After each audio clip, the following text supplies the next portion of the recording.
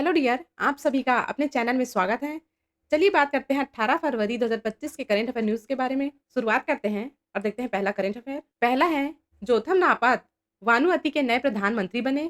ये देखिए जोथम नापत का इमेज। वानुअति एक छोटा सा देश है जो समुद्र में कई द्वीपों से मिलकर बना है। उनकी गठबंधन सरकार में 5 प्रमुख राजनीतिक दल शामिल हैं। उनके दलों का नाम है लीडर्स पार्टी, वानुअकू पार्टी, एग्रोन मो justice party, reunification movement for change और यूको group. Jotham Napat Vanuatu leaders party के अध्यक्ष हैं, जो देश के प्रमुख राजनीतिक दलों में से एक है। दूसरा देखते हैं।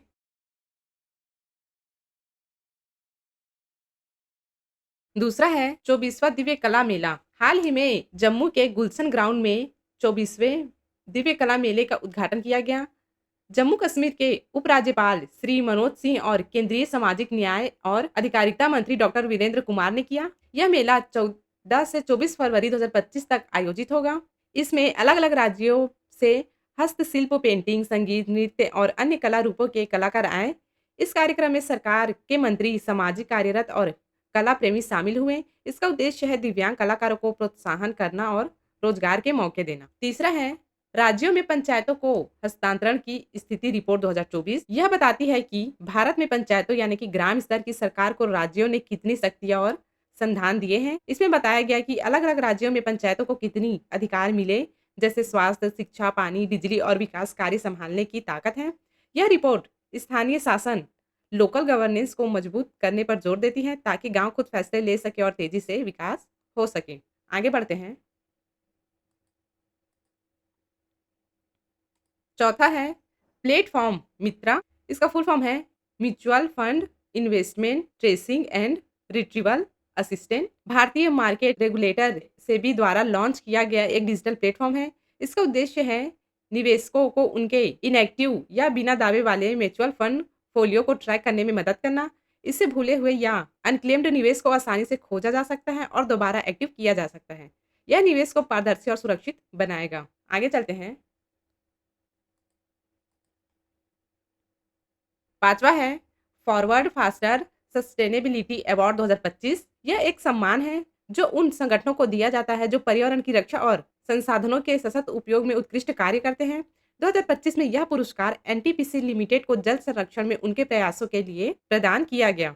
इससे पता चलता है कि एनटीपीसी ने पानी के समझदारी से उपयोग किया और संरक्षण में महत्वपूर्ण काम भी किया है। यह पुरस्कार 13 फरवरी को चेन्नई में UN global compact network India द्वारा आयोजित एक समारोह में दिया गया। आगे चलते हैं। छठवां है दक्षिण चीन सागर में गहरे पानी का अंतरिक्ष स्टेशन। चीन ने दक्षिण चीन सागर में समुद्र की सतह से 2000 मीटर यानी कि 6560 फीट नीचे एक विशेष गहरे समुद्र अनुसंधान केंद्र बनाने की योजना बनाई है। यहाँ वैज्ञानिक मीथेन गैस और विशेष समुद्री जीवों का अध्ययन करेंगे। इस केंद्र के 2030 तक तैयार होने की उम्मीद है, जहाँ एक समय में 6 वैज्ञानिक 1 महीने तक रहकर जांच कर सकेंगे। सातवां है विश्व सरकार शिखर सम्मेलन 2025 दुबई में शुरू। विश्व सरकार शिखर सम्मेलन 11 से 13 फरवरी 2025 को दुबई में आयोजित किया गया, जहां दुनिया भर के नेता और विशेषज्ञ इकट्ठा हुए। वे भविष्य की सरकारों को बेहतर बनाने और पर्यावरण, तकनीकी और अर्थव्यवस्था जैसे मुद्दों पर चर्चा किए। भारत की ओर से पर्यावरण मंत्री भूपेंद्र यादव ने इसमें भाग लिया और हरित विकास, ग्रीन ग्रोथ पर जोर दिया है। आगे चलते हैं। आठवां है थाईलैंड में संवाद के चौथे संस्करण को आभासी रूप से संबोधित किया। प्रधानमंत्री नरेंद्र मोदी ने 14 फरवरी 2025 को संवाद, संघर्ष निवारण और पर्यावरण चेतना के लिए वैश्विक हिंदू बौद्ध पहल के चौथे संस्करण को प्रस्तुत संबोधित किया। नरेंद्र मोदी ने थाईलैंड में आयोजित संवाद सम्मेलन के चौथे संस्करण को ऑनलाइन माध्यम से संबोधित किया। इस सम्मेलन का उद्देश्य है एशियाई देशों के बीच सांस्कृतिक और ऐतिहासिक संबंधों को मजबूत करना। प्रधानमंत्री ने शांति, एकता और सहयोग पर जोर देते हुए भारत और थाईलैंड के गहरे संबंधों को रेखांकित किया है। आगे चलते हैं।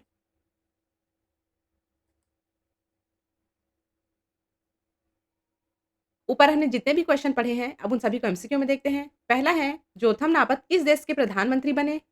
आंसर है वानु अतु के। जोथम नापत वानुअति के नए प्रधानमंत्री बने। वानु अतु दक्षिण प्रशांत महासागर में स्थित एक महाद्वीप देश है, जिसमें 83 द्वीप हैं, जिसमें से 65 पर आबादी रहती है। दूसरा देखते हैं। दूसरा है 24वें दिव्य कला मेले का उद्घाटन कहाँ आयोजित किया गया? आंसर है बी, गुलशन ग्राउंड जम्मू में, जिसका उद्घाटन जम्मू के राज्यपाल श्री मनोज सिंह और केंद्रीय मंत्री डॉक्टर वीरेंद्र कुमार ने किया। यह मेला 14 से 24 फरवरी तक चलेगा और दिव्यांग कारीगरों और उद्यमों के उत्पादों और कौशल का प्रदर्शन करेगा। मेले में 20 राज्यों और केंद्र शासित प्रदेशों के लगभग 100 दिव्यांग कारीगर और कलाकार भाग लेंगे। तीसरा देखते हैं।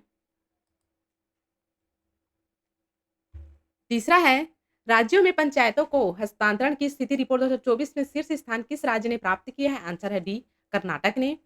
केंद्रीय मंत्री एसपी सिंह बघेल ने नई दिल्ली में राज्यों में पंचायतों को हस्तांतरण की स्थिति एक सांकेतिक साक्ष्य आधारित रैंकिंग 2024 रिपोर्ट जारी की है, जो पंचायतों के हस्तांतरण की स्थिति पर राज्यों और केंद्र शासित प्रदेशों को रैंक प्रदान करती है। रिपोर्ट में पंचायतों के 6 आयामों का मूल्यांकन किया गया है, जिसमें रूपरेखा, कार्य, वित्त, पदाधिकारी, क्षमता वृद्धि और जवाबदेही शामिल है। चौथा है प्लेटफॉर्म मित्रा किसके द्वारा लॉन्च किया गया है? आंसर है बी, भारतीय प्रतिभूति विनिमय बोर्ड द्वारा। इसका उद्देश्य है निवेशकों को उनके इनएक्टिव या बिना दावे वाले म्यूचुअल फंड फोलियो को ट्रैक करने में मदद करना। आगे चलते हैं।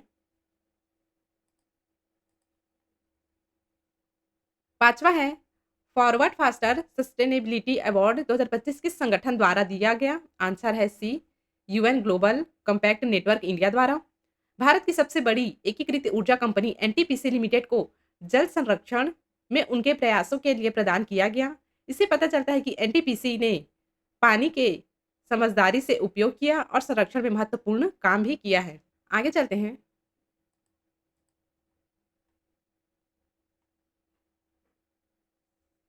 छठवां है विश्व सरकार शिखर सम्मेलन 2025 आयोजन कहाँ शुरू हुआ? आंसर है ए, दुबई में। सातवां देखते हैं।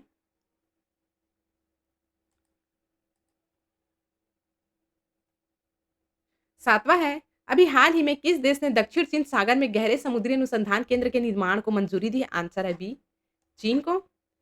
आठवां देखते हैं। संवाद, संघर्ष निवारण और पर्यावरण चेतना के लिए वैश्विक हिंदू बौद्ध पहल का चौथा संस्करण कहाँ आयोजित किया गया? आंसर है ए, थाईलैंड। नरेंद्र मोदी ने 14 फरवरी 2025 को संवाद, संघर्ष निवारण और पर्यावरण चेतना के लिए वैश्विक हिंदू बौद्ध पहल के चौथे संस्करण को प्रस्तुतः संबोधित किया है। यह संवाद 14 से 17 फरवरी 2025 तक थाईलैंड के बैंकॉक और अयुत्या में आयोजित किया गया। इस पहल की स्थापना 2015 में प्रधानमंत्री मोदी और शिंजो आबे ने की थी, जिसका उद्देश्य है हिंदू और बौद्ध धर्म की साझा परंपरा और सहिष्णुता को बढ़ावा देना। अब देखते हैं वन लाइनर। पहला है अभी हाल ही में जोथम नापत गठित सरकार में कुल कितने राजनीतिक दल है? आंसर है 5। दूसरा है अभी हाल ही में 24वें दिव्य कला मेले का उद्घाटन किसके द्वारा किया गया? आंसर है जम्मू कश्मीर के उपराज्य मनोज सिन्हा और केंद्रीय सामाजिक न्याय एवं अधिकारिता मंत्री डॉक्टर वीरेंद्र कुमार द्वारा। तीसरा है किस संविधान संशोधन द्वारा पंचायती राज संस्थाओं को संवैधानिक दर्जा दिया गया? आंसर है 73वां संविधान संशोधन अधिनियम 1992 द्वारा। आगे चलते हैं। चौथा है भारतीय प्रतिभूति और विनिमय बोर्ड सेबी की स्थापना कब हुई? आंसर है 12 अप्रैल 1978 को और इसे जनवरी 1992 में अधिनियमित किया गया। पांचवा है राष्ट्रीय ताप विद्युत निगम लिमिटेड एनटीपीसी की स्थापना कब हुई? वर्ष 1975 में। छठवां है अभी हाल ही में चीन ने दक्षिण चीन सागर में अंतरिक्ष स्टेशन बनाने को मंजूरी दी है। इस स्टेशन को किस नाम से कहा जा रहा है? आंसर है डीप सी स्पेस स्टेशन। सातवां है थाईलैंड के रामायण संस्करण को क्या कहा जाता है? आंसर है राम किएन। आठवां है विश्व सरकार शिखर सम्मेलन 2025 की थीम क्या है? भविष्य की सरकारों का निर्माण करना। नौवां है कॉन्स्टेंटाइन टेसॉल को हाल ही में किस देश का नया राष्ट्रपति चुना गया है? आंसर है ग्रीस। 10वां देखते हैं। भारत के स्टार्टअप इकोसिस्टम को बढ़ावा देने के लिए डीपीआईआईटी ने किसके साथ साझेदारी की? आंसर है रुकम कैपिटल और बूट स्ट्रैप इंक्यूबेशन। 9वां और 10वां करेंट अफेयर क्वेश्चन को हम लोग कल के करेंट अफेयर वीडियो पे चर्चा करेंगे।